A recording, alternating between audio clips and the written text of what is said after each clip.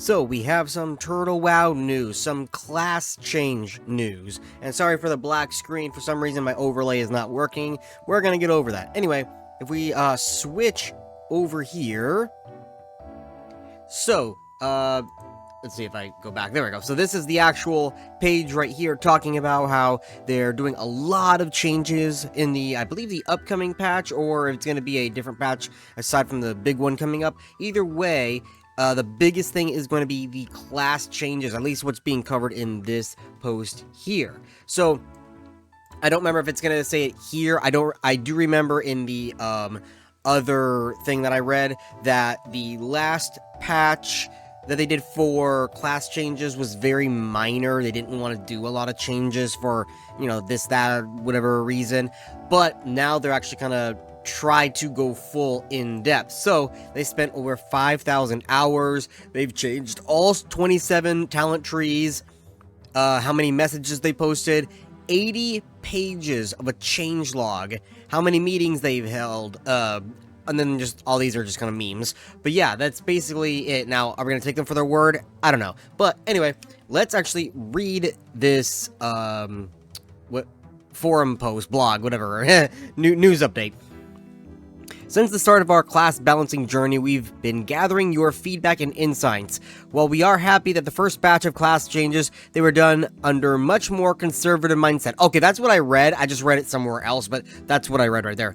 And so Vanilla's unbalanced state was still very much felt. Due to this, it fell short on fixing the issues for some of the specializations and failing to make enough impactful changes. It has now been 2 years since those changes, and we're finally taking a deeper dive into balancing and building a solid foundation that'll serve as a core for all specializations for years to come. These are not the final changes. We will continue to make balance updates and potentially soft reworks if a specialization's changes don't play out as expected. Okay, and this is planned for 17.2, so that's basically the next patch. So they have the talent calculators already up, but we're going to skip that for right now and move on to the next one. So the weapon skill formula has been altered. In short, this means that any form of extra weapon skill now affects your character linearity and no longer works with awkward breakpoints, causing weapon skill on items and spells to change in value based on your character's amount. You can now acquire books that grant +5 skill and increases specific weapon types via new quests. So, and this is the examples they have here. Fighting bosses and creatures 3 levels higher than you no longer applies a 1% hit suppression, so the hit cap against them has been effectively moved from 9% to 8%. This also means that the soft cap of 305 skill that is used to counteract the 1% hit suppression no longer exists. And they've reduce the amount of weapon skills granted by ratios from 5 to 3, which I don't know how much I like that. We're gonna have to see it in action. But anyway, throwing weapons now spend durability when used instead of consuming a stack of your item. For this reason, the following changes have been made. The buy and sell prices have been increased. Throwing weapons are now disenchantable. Quests that give throwing weapons now only give 1 on completion. Creatures that drop throwing weapons now only drop 1. Vendors that sell... Okay, so this is all going to be repeating the exact same shit. But anyway, it's basically they're turning throwing weapons into what they were in Wrath of the Lich King, where they were an item that you would just use however many times you want with durability, instead of it being a quantitated item like ammo. So, it's fine. I'm completely okay with that because throwing weapons is not a main source of attack. It's just a quick, gotta get someone who's flying to hit them as a warrior, you know what I mean? Or to pull somebody back. That's all you use it for. You don't really use throwing weapons as a main weapon. Though, I would love a fucking class that would use that as a main weapon. And by the way, I experimented once with it, as a hunter. It was very interesting, to say the least. Anyway, the Goblin Brainwashing device now occurs a personal 10-minute cooldown after use, and this persists through death. That way you cannot, and persist through death and offline. So you can't just use that willy-nilly no more. Let's see, you can no longer move a player between raid groups if they are in combat. I'm not sure how people were exactly, like, what's the word I'm looking for? I am brain dead right now. Messed with it, basically. I can't think of the word. You know what I'm talking about. I don't know how exactly it was used negatively to make that a change, but okay. Removed spells that are learned above level 6 from the starting zone class trainers. That was a thing? I thought after level 5 that you had to go to the next trainers to get all the other abilities, unless it was bugged. I don't know. It was probably bugged and they're fixing it. Abilities that were changed to be baseline ability or to be a talent learned ability in the first and second batches of class changes have had training prices updates to reflect that change.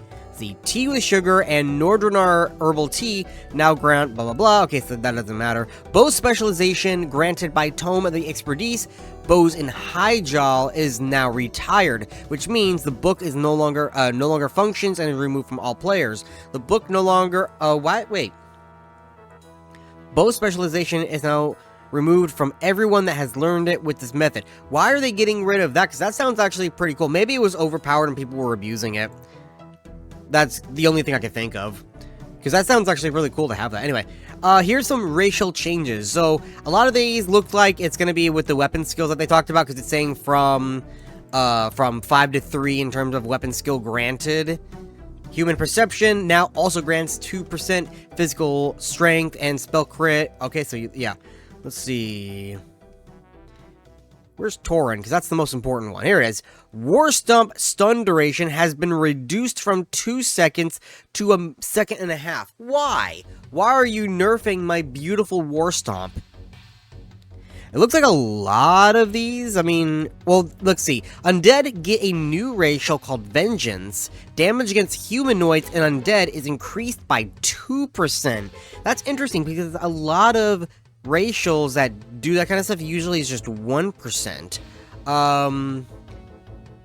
High elves rather get a new racial, Swiftness of the Rangers, agility increased by 2%, but they also have other things that are being nerfed, such as their meditation, which, let's see, oh no, that's actually a buff. It's reducing it from 6 minutes to 3 minutes. That's actually a buff. I read it backwards. So yeah, these are kind of interesting changes. Let's see. Orc hardiness now reduces the duration of stun effects by 15 instead of chance to resist stun by 25. Interesting. Okay, so now let's see here. So these are going to be all of the class changes, it looks like. I really do not have the time nor patience to go through every single one of these, because look how huge that is. So I'm going to recommend you highly to go check it out on your own and check out the talent calculator. But just for the fact that I am a hunter, I will do a quick overview of the hunter. So let's see. Our first batch of changes were successful in making marksman hunters scale better with their gear of True Shot Aura. Okay.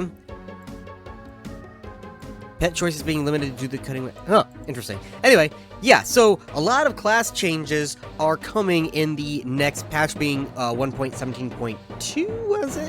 Which is also the Karazhan Raid patch, and a lot of updates, including the new tier sets, which... by the way, have you seen the new tier sets? Because I just posted a picture. I'm going to pull it up right here. I just posted a new picture of this. Can I, it's not letting me. Let me just do this.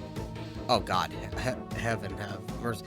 Oh, my God. It's not letting me zoom in. What the fuck is this? Anyway, the new shaman set is absolutely awesome. Like, I'm actually debating making a shaman just for that set. And I don't even like playing shamans. I hate playing shaman. That's one of my least favorite classes. It's not the least favorite class. It's one of them. But I'm tempted to make one just for that set because it looks so cool. But yeah, and I did another video of other, like the warrior set, paladin set and stuff. So yeah, check out that video if you haven't yet. But a lot of awesome new sets coming to the new patch because of the new raid, which is going to be, I believe, tier 3.5 is what they're calling it. But anyway, that is the end of this video. By the way, I just made these right here. Turtle WoW logos, which are going to be now on my Teespring, so you can check that out if you want to get a cool Turtle WoW, like a custom Turtle WoW Horde and Alliance shirt. The Alliance shirt is going to be navy blue, so it matches the gold, while the Horde one is going to be a black shirt, so the red and the black go together real nicely. Yeah, I made these. I also have the Project Epoch shirt that I drew from, like, by hand. I have a whole stream of me drawing the picture. I've got Azeroth at War shirts that I made. So yeah, I'm making more and more designs for the private servers, so you can rep your favorite server when you're out, you know, doing your groceries and other errands and stuff like that, or just have it as a work shirt, whatever. Anyway, that is it. I will see you next time.